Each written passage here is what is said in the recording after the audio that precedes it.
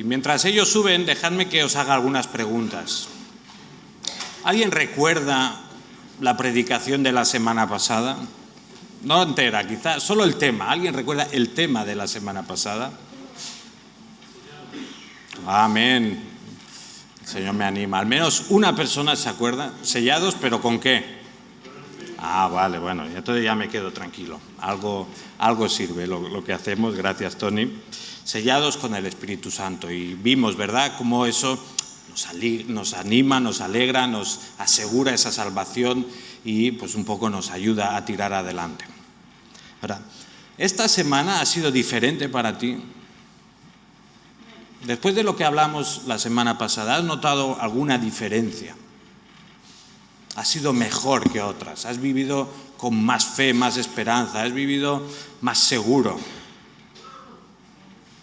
O el mes de enero. Llevamos todo el mes de enero viendo muchas promesas maravillosas de Dios. Vemos cómo Él pues, nos ama tanto, ha dado tanto por nosotros, nos tiene seguros, no nos vamos a perder. Durante el mes de enero, ¿has notado que vives mejor a raíz de estas verdades? Yo tengo que confesar que más o menos mi vida sigue siendo un poco la misma que hace un mes. Entonces, ¿están marcando diferencia estas verdades en mi vida? ¿Me están ayudando a vivir de una forma más santa? ¿Cómo podemos hacer todos para que lo que escuchamos el domingo se transforme en algo durante la semana? ¿Cómo podemos hacerlo? Como decíamos, seguimos avanzando por Efesios, seguimos avanzando en esta carta tan preciosa y dejamos atrás, ¿no?, una de las partes más bonitas de toda la carta, una porción donde hemos podido reflexionar sobre las maravillas tan grandes, tan potentes, tan preciosas que reflejan la unidad de Dios con los suyos, con sus hijos, ¿no? Y como decía la semana pasada, acabamos bien felices, ¿no?, viendo la culminación de esa unidad con Dios, el sello, que somos sellados con el Espíritu Santo y que eso es la garantía de nuestra salvación y es la garantía de nuestra unidad con Dios eterna, ¿verdad? Hoy llegamos a una sección donde observamos un patrón de respuesta ante estas verdades y un patrón de respuesta ante las bendiciones que Dios da. Y lo que nos vamos a fijar de forma más concreta es cómo la oración es una respuesta esencial ante la revelación de Dios y cómo es algo que nos permite crecer y madurar como creyentes. Por tanto, considerando los primeros 14 versículos de esta carta, ahora vemos cómo respondemos a estas verdades. Lo primero que vemos es que la gratitud moviliza, ¿verdad? La gratitud moviliza. El versículo 15 dice: por esto, yo también, habiendo oído de vuestra fe en el Señor Jesús y del amor para con todos los santos, no ceso de dar gracias por vosotros, haciendo mención en mis oraciones. Hace unos meses en Filipenses ya tratamos el tema de la gratitud y cómo la gratitud nos ayuda a vivir con gozo. Así que no vamos a tocar ese tema hoy, pero sí que vamos a ver cómo la gratitud es importante en la vida del creyente. Acabamos de leer que Pablo, habiendo oído de la fe y el amor de la iglesia de Éfeso, no cesa de dar gracias por ellos.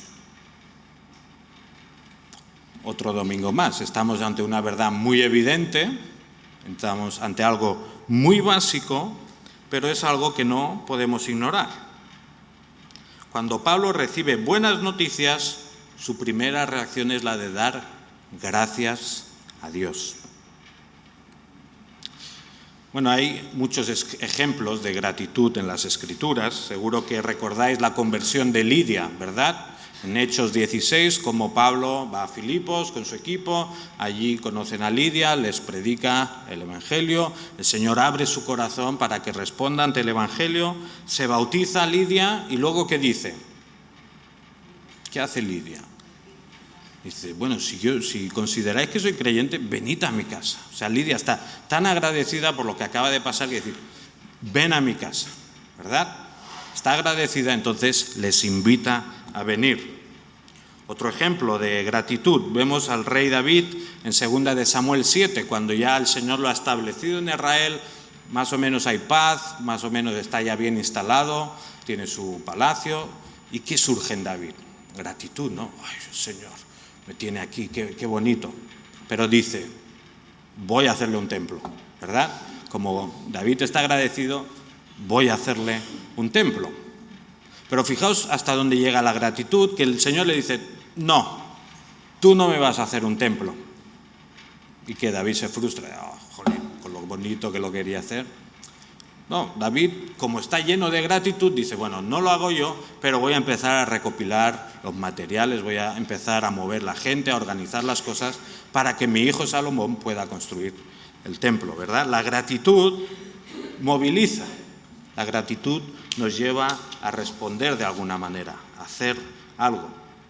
Y yo creo que no hay que ser doctor en teología para entender que en nuestro caso debe ser lo mismo, ¿verdad? Cuando pasa algo bueno en nuestras vidas, pues nuestra gratitud debe llevarnos a hacer algo, ¿no? Nuestra primera respuesta ante las bendiciones de Dios debe ser gratitud. Y aunque es muy básico, desgraciadamente es de nuestros pecados más habituales, ¿verdad? Enseguida, aunque el Señor nos ha bendecido con muchas cosas, pues surge la queja, ¿no? Estamos contemplando las cosas tan maravillosas que Dios nos da, pero las pequeñas cosas nos llevan a tener un espíritu de queja, ¿no? Ahora, ¿qué refleja la queja en sí? ¿Qué refleja cuando no somos agradecidos? ¿Qué es lo que nos está mostrando sobre nuestro corazón y sobre nosotros mismos? Pues cuando no somos agradecidos, por ejemplo, con la gente que nos ayuda, con los que nos cuidan, con los que nos protegen, pues no estamos valorando su esfuerzo, su ayuda prestada. Y de alguna manera lo que estamos diciendo es, bueno, el mundo está en deuda conmigo. O sea, yo no tengo que dar las gracias porque me lo deben, me tienen que cuidar. Mis hijos me tienen que respetar. Mis padres me tienen que dar todo lo que necesito. Tienen que pagarme esto, lo otro y aquello, ¿verdad? Cuando no somos agradecidos, lo que estamos diciendo es, bueno, yo soy el centro del universo, todo gira en torno a mí y entonces yo no tengo que ser agradecido porque están en deuda conmigo. Claro, a nivel superficial sí que decimos, ¿no? Muchas gracias, ¿no? Y podemos pensar que con eso la gratitud ya se manifiesta, ¿no? Diciendo gracias. Y no os quiero animar a no decirlo.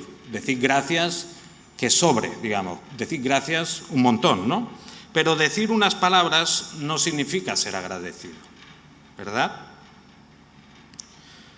Cuando algunos nos cuidan, cuando algunos se preocupan de nosotros, la gratitud no es decirles, bueno, gracias por cuidarme, sino tener una disposición agradable hacia ellos. Bueno, me estás cuidando, ¿qué puedo hacer por ti? Quizá no tengo nada que darles, ¿verdad? Quizá es que estoy sin recursos, quizá no tengo fuerzas, pero aún así la gratitud se manifiesta de formas evidentes. Pues voy a orar por ti, pues te voy a preguntar también cómo estás, voy a preocuparme por tus hijos, ¿verdad? La gratitud nos moviliza. Si tus padres pues te mantienen, si vives en casa con ellos, no tienes que pagar alquiler, no pagas hipoteca, no pagas la luz, el agua, el gas, no pagas el instituto, sea agradecido, obedéceles. De vez en cuando, no, obedéceles siempre. Reconoce que todo lo que tienes viene del Señor, pero ellos son el canal a través del cual el Señor te está bendiciendo. Y bueno, dales un abrazo también para mostrar la gratitud. La gratitud nos moviliza. Y de la misma forma, igual que debemos ser agradecidos con los que nos rodean, pues seamos agradecidos también con el Señor, ¿no? Venimos de un mes estudiando estas tremendas maravillas que Dios ha hecho por nosotros. Hemos visto la unidad tan profunda que hay entre Dios y los creyentes.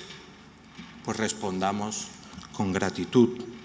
Si realmente todo esto es verdad, todo lo que hemos leído en los primeros 14 versículos de Efesios es verdad, ¿de qué me voy a quejar?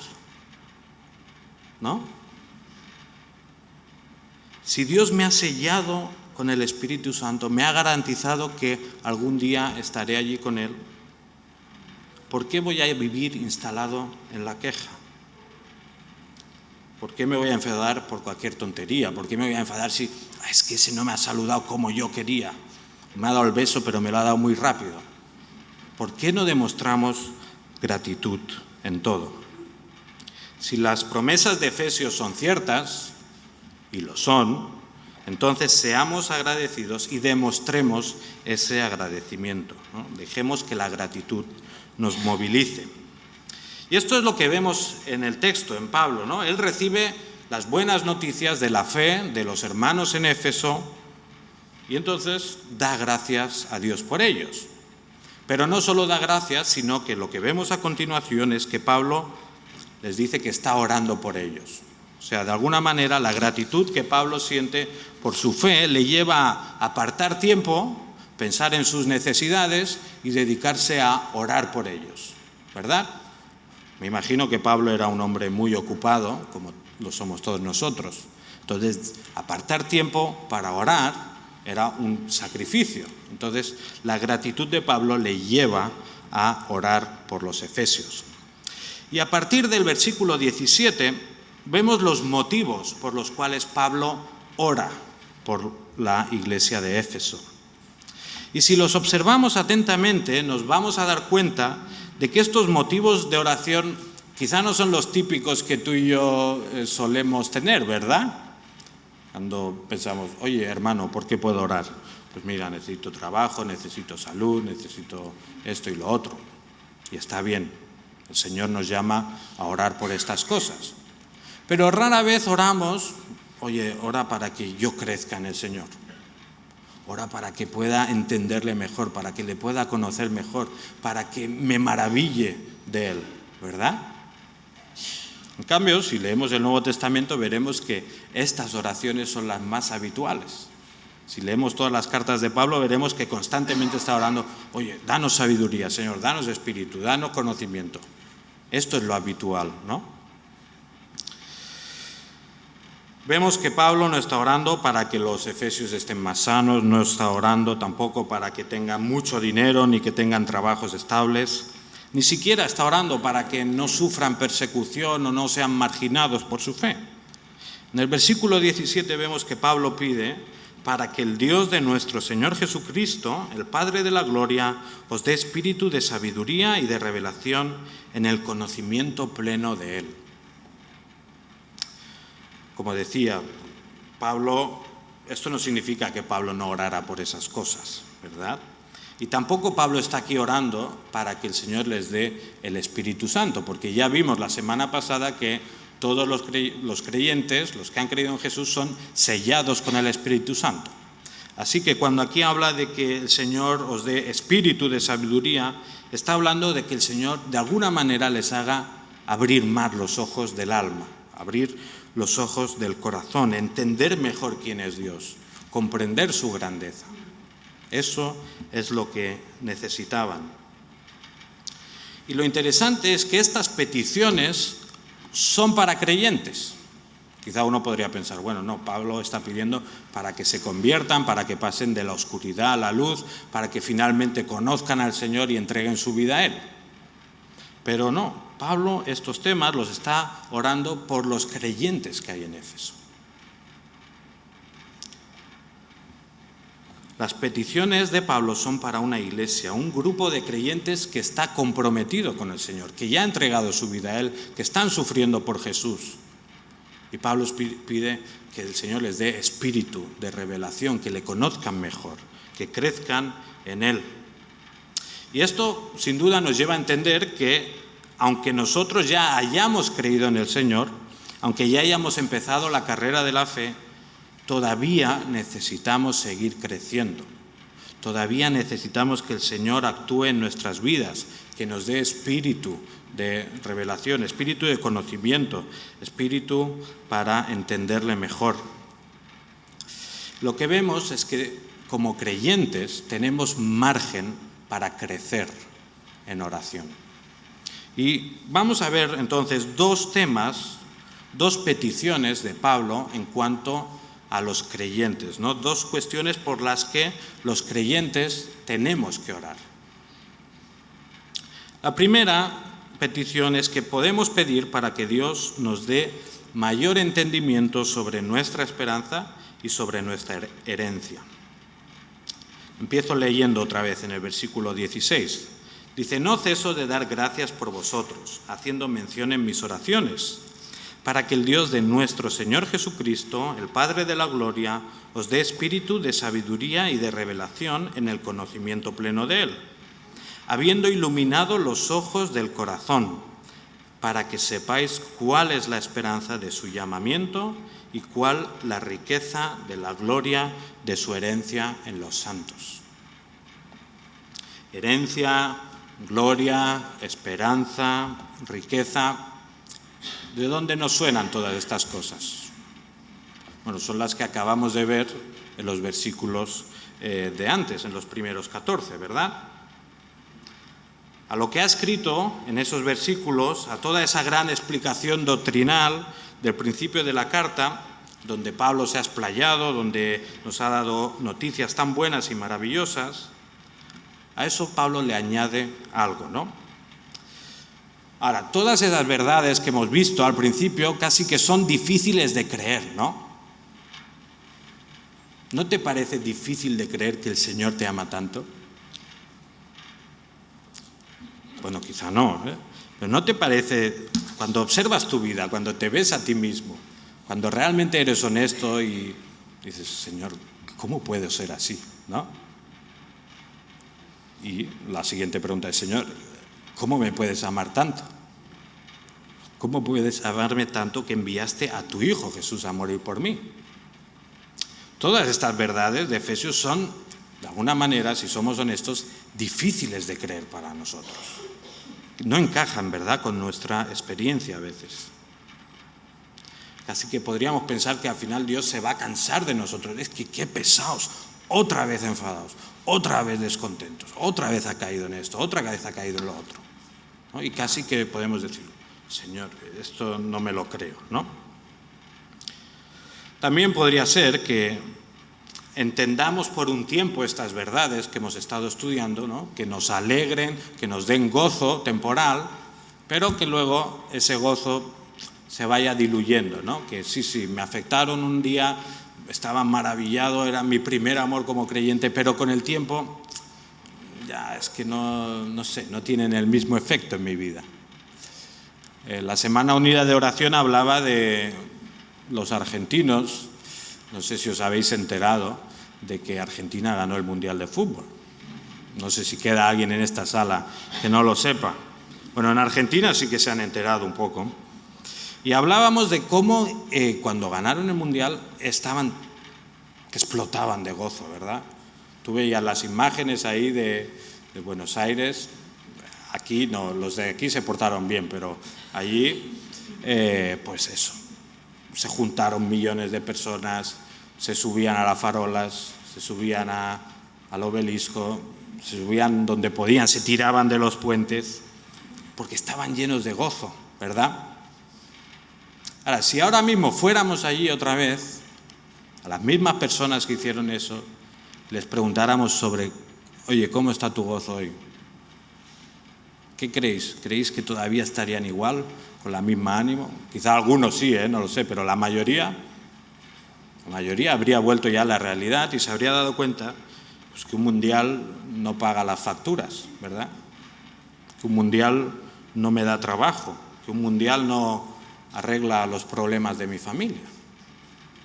Entonces sí, pudieron tener mucho gozo, pero la vuelta a la realidad te demuestra que, bueno, eso no es lo que te da gozo, eso no es lo que te da alegría. Igualmente nosotros podemos entender en algún tiempo estas verdades que hemos estudiado, que nos den mucho gozo, pero al tiempo como que ya no tengan el mismo efecto en nuestra vida.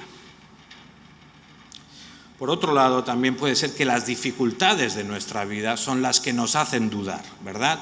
Tenemos tantos problemas, tantos sufrimientos, tenemos hasta situaciones que consideramos injustas en nuestra vida y decimos: ¿cómo va a ser verdad esto? ¿Cómo me vas a amar tanto y luego dejas, pues, que se muera mi hijo? ¿cómo me amas tanto y permites que cada mes esté sufriendo si voy a poder pagar el alquiler? ¿Cómo es eso de que me amas tanto? Los problemas también nos pueden llevar a dudar de estas promesas. ¿Qué podemos hacer entonces? ¿Qué está diciendo Pablo aquí? Pido para que comprendáis, para que entendáis, para que sepáis cuál es la esperanza de vuestro llamamiento y cuál la riqueza de la gloria de su herencia en los santos. Pablo está orando para que entendamos todo lo que el Señor nos ha dado, todo lo que el Señor nos ha prometido. Claro, si entendemos esto y de verdad nos lo quedamos, entonces cambia nuestra vida algo, ¿no? Oremos para que el Señor nos ayude a entender estas cosas. Este era el primer tema, ¿no? Para que el Señor nos ayude a entender las riquezas tan grandes, las gloriosas y maravillosas cosas que Él nos ha dado. Pero luego, en el versículo 19, Pablo ora por otro tema, relacionado, pero es otra cuestión. Y podemos pedir a Dios que nos ayude a entender también su poder para con nosotros. Empiezo en el 18. Dice, para que sepáis cuál es la esperanza de su llamamiento y cuál la riqueza de la gloria de su herencia en los santos, y cuál la inmensurable grandeza de su poder para con nosotros, los que creemos, conforme a la energía de su poderosa fuerza, la cual energizó a Cristo al levantarlo de los muertos y sentarlo a su diestra en los celestiales. No solo necesitamos orar para entender el gran amor de Dios que tiene con nosotros y la gran herencia que nos espera un día, ¿verdad? Tenemos que orar para entender el poder de Dios en nuestra vida, el poder que hay disponible para nuestra vida.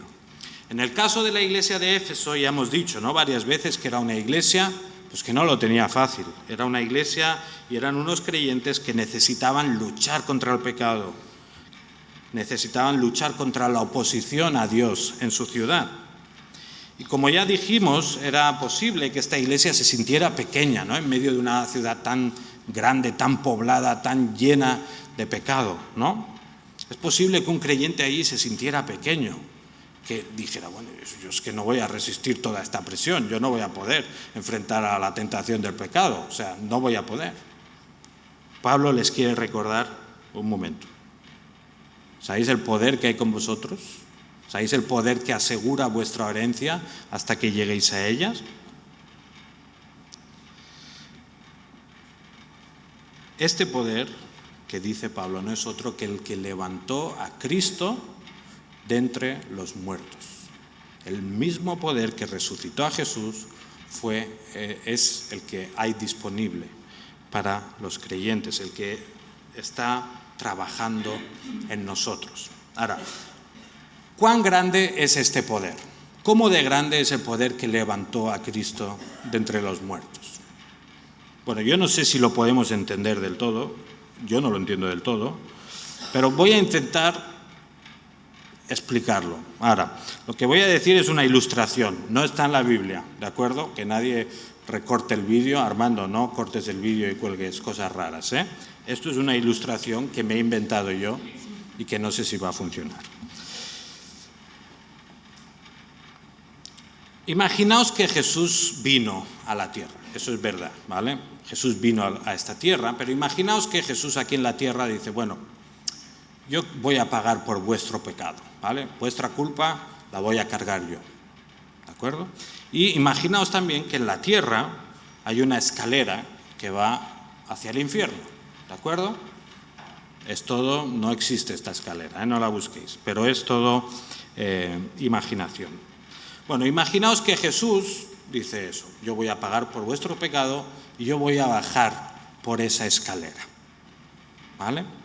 Ahora, imaginaos que cada peldaño, cada escalón que Jesús baja es un pecado en tu vida. Un pecado, un escalón. Otro pecado, otro escalón. Y así, etcétera, etcétera. Ahora, en cada escalón que baja Jesús, sufre el castigo de cada pecado. O sea, Jesús baja un escalón, sufre el castigo. Jesús baja otro escalón, sufre el castigo.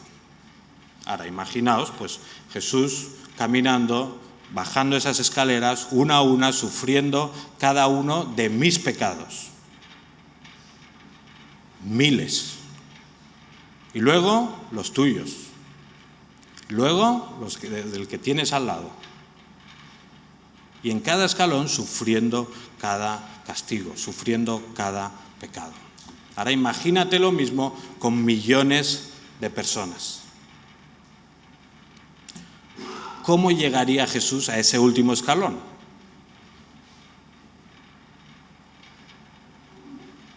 Hecho polvo, desintegrado casi, destruido, completamente muerto, ¿verdad? De hecho, la muerte de Jesús podríamos decir que es la muerte más muerte de la historia, la muerte más real de la historia, porque fue que sufrió toda la condena de nuestros pecados. Y desde esa condición tan penosa en la que queda Jesús,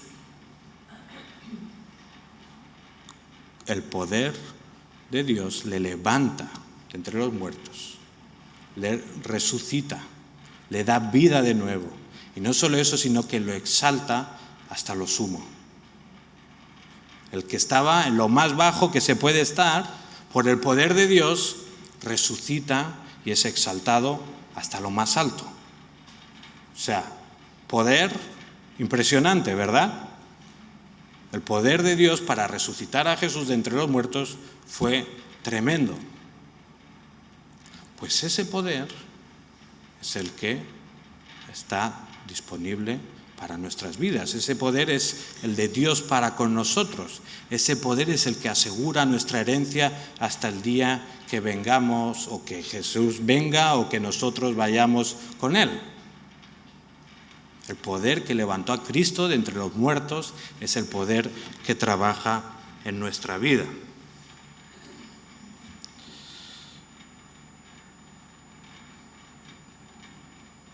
¿Nos damos cuenta de eso? Entendemos, yo no puedo entenderlo realmente, puedo vislumbrar algo, pero ¿nos damos cuenta del tremendo poder que trabaja en nosotros, que está cambiándonos? Hay una historia que me viene a la mente pensando, ¿no?, en que tenemos que orar, ¿no?, para darnos cuenta de este poder. En Segunda de Reyes, capítulo 6, tenemos que el rey de Aram quería echarle mano al profeta Eliseo. Eliseo, de alguna manera, el rey de Aram se daba cuenta que perdía todo el rato con Israel. Cada batalla la perdían. Y empieza a sospechar, aquí hay alguien infiltrado, ¿verdad? Entonces le dicen, no es que haya alguien infiltrado, es que Eliseo, el profeta de Dios, de alguna manera oye tus planes y entonces Israel puede vencerte. Y entonces el rey de Aram dice, bueno, pues vamos a por Eliseo. Y entonces pues envía una parte de su ejército a buscar a Eliseo. Y en Segunda de Reyes 6, el versículo 15 leemos: Y cuando el que servía al hombre de Dios se levantó temprano y salió, he aquí un ejército con caballos y carros rodeaba la ciudad. Y su criado le dijo: ¡Ay, señor mío, qué haremos! Y él respondió: no temas, porque los que están con nosotros son más que los que están con ellos. Eliseo entonces oró y dijo: oh Señor, te ruego que abras sus ojos para que vea. Y el Señor abrió los ojos del criado y miró, y he aquí que el monte estaba lleno de caballos y carros de fuego alrededor de Eliseo. Al principio el criado de Eliseo solo podía ver el ejército del enemigo, pero Eliseo ora por él y entonces el criado puede ver el ejército de Dios a su favor, ¿verdad? ¿Cómo sería nuestra vida si fuéramos capaces de entender el poder que está a nuestra disposición? ¿Cómo cambiaría tu vida si pudieras ver de alguna manera el poder con el que Dios puede trabajar en ti? Desde luego que algún cambio habría, ¿verdad? Por ejemplo, la excusa esta de que yo soy así se nos caería, ¿verdad? Ya no la tendríamos. No, yo es que soy así. Yo es que cuando me enfado lo suelto todo, pero luego sin rencores. Yo soy así. No, yo ya es que soy muy mayor para cambiar. Yo llevo toda la vida siendo así. Yo soy así y ya no voy a cambiar, ¿verdad? ¿Qué excusa es esa?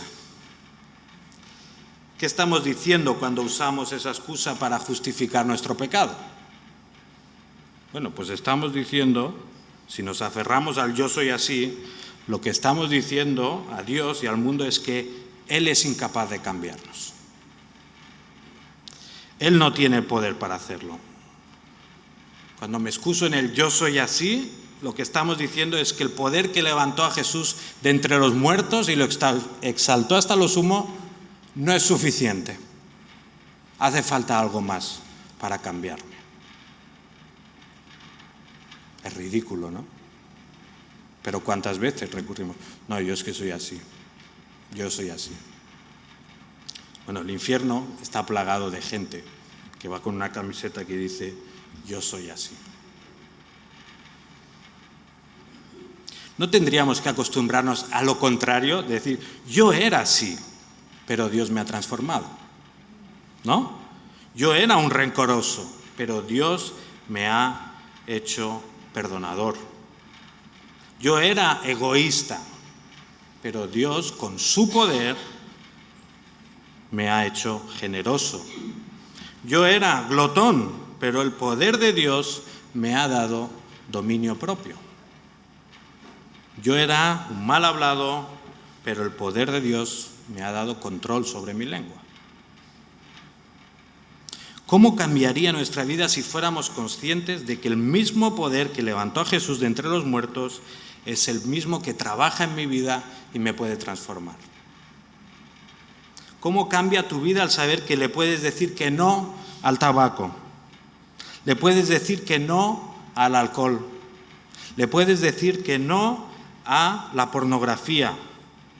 No porque tú seas muy fuerte o muy capaz, no porque seas mejor que otras personas, sino porque el poder que levantó a Cristo de entre los muertos opera en ti. ¿Cómo cambiaría nuestra vida si fuéramos conscientes de esto? Bueno, entonces, ¿qué necesitamos para entenderlo? ¿Qué necesitamos para cambiar? Porque la teoría la sabemos, ¿verdad? No sé cuántas veces más la podemos decir, no sé cuántas veces más la podemos leer. ¿Por qué no cambiamos?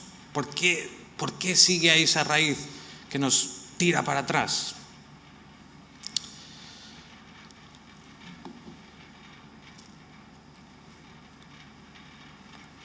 Dice, la inmensurable grandeza de su poder para con nosotros, los que creemos, conforme a la energía de su poderosa fuerza, la cual energizó a Cristo al levantarlo de los muertos y sentarlo a su diestra en los celestiales. ¿Cómo podemos darnos cuenta de esto? Bueno, pues, conociendo a Dios y orando, pidiéndole a Él que nos muestre esto, rogándole que haga lo que hizo con su siervo Eliseo, que nos permita ver el poder que hay en Él para cambiar, ¿no? Orando. Aplicación fácil. Oremos para esto, ¿no? Pues, más simple imposible. ¿Qué tenemos que hacer? Orar, ¿no? Es que es muy... ¿Hay algo más fácil que orar? No. Si te dijeran, para cambiar necesitas orar, buenas noticias, ¿verdad? Porque es que no hay nada más fácil que orar. Y sin embargo, no hay nada más difícil que orar, ¿verdad? Porque nos cuesta constantemente orar para cambiar. La oración es clave para seguir creciendo en la vida cristiana. Y en cierto sentido dependemos de la oración para crecer, para poder dar fruto. Ora por salud, ora por trabajo, ora por tus hijos y tu familia. Por supuesto que sí. Pero no te olvides de orar para que el Señor te haga crecer, que te permita conocerle más y te ayude a ver y entender estas realidades tan profundas y tan maravillosas que estamos viendo en Efesios. Recuerdo que cuando trabajaba en Decathlon muchas veces pasaba al lado del taller, y en el taller pues arreglan bicis, arreglan cualquier cosa que les lleves, pero también hacen las camisetas, ¿verdad? Las camisetas, pues yo quiero que ponga Eric y el número 28. Pues vas allí, lo pides y te la ponen en la camiseta. Tú escoges la camiseta, tú le dices lo que quieren poner y te la ponen, ¿vale? Ahora, era interesante ver que cuando ponían las cosas, ponían primero la camiseta y luego encima colocaban bien el nombre y el dorsal, ¿vale? Ahora, lo tenían que hacer bien. Si lo hubiera hecho yo, saldría torcido todo y sería un desastre.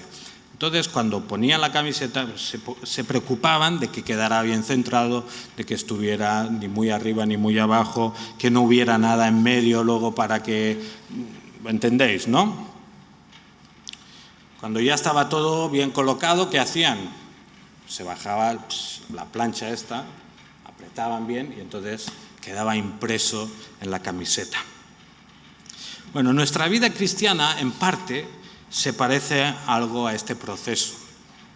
Nuestro corazón es como esta camiseta, ¿vale?, que ponemos en esa máquina, y todas las verdades que estamos aprendiendo son como el dorsal y el nombre que queremos poner en la camiseta, ¿no? Podemos, podemos estudiar mucho la Biblia, podemos saber mucho sobre teología, podemos tener muchas experiencias, muchos años en la iglesia, y todo eso lo colocamos encima de nuestro corazón, ¿verdad? Lo ponemos bien, nos preocupamos de que no hayan arrugas, que esté bien centrado. Ahora, ¿qué pasa si eso es lo único que hacemos? Pues que a la que me levante, a la que coja la camiseta, se cae todo, ¿verdad? Bueno, lo mismo pasa con estas verdades que estamos aprendiendo. Podemos ponerlas en nuestro corazón, podemos saberlas, podemos estudiarlas mucho, pero hace falta algo más. ¿Qué hace falta? Plancharlas en el corazón, ¿verdad? Imprimirlas en nuestro corazón. ¿Cómo se hace esto? Orando. La oración es la plancha de Dios, ¿verdad? Es lo que nos permite entender muchas cosas, pero que se nos queden grabadas en el corazón. Entonces, ¿cómo hacemos para que todas estas verdades se queden fijas en nuestro corazón? Orando por nosotros, orando por los demás, para que el Señor les ayude a entender y comprender pues las riquezas de su herencia, la grandeza de su poder con nosotros. Así que igual que dependemos, algunos dependen del café de la mañana, que dicen, yo hasta que no tomo café no soy persona, no sé si hay alguno aquí, no miro a nadie. Luego hay otros que dicen, no, yo necesito una ducha para despejarme, necesito esto porque si no estoy mal todo el día, ¿no? Otros necesitan un momento de silencio, recomponerse, saber dónde viven y qué tienen que hacer ese día. Bueno, son necesarias estas cosas, pero ¿qué es más necesario? Orar para que las verdades de la palabra de Dios se planchen en nuestro corazón, ¿verdad? Salmo 119, del 9 al 12. ¿Con qué limpiará el joven su camino? Con guardar tu palabra. Con todo mi corazón te he buscado. No me dejes desviarme de tus mandamientos. En mi corazón he guardado tus dichos, para no pecar contra ti. Bendito tú, oh Jehová, enséñame tus estatutos. ¿Cómo respondemos entonces ante las verdades y las maravillas que Dios nos está revelando en su palabra? Bueno, primero respondemos con gratitud, una gratitud que moviliza, que nos lleva a hacer cosas para Dios, pero también respondemos orando para que el Señor planche estas verdades en nuestro corazón. Así que si os parece bien, vamos a planchar. Ahora, vamos a orar para que todo esto que estamos aprendiendo, no solo hoy, todo el año, realmente se quede grabado en nuestros corazones. Así que adelante. Oraciones libres para que el Señor nos ayude en este proceso.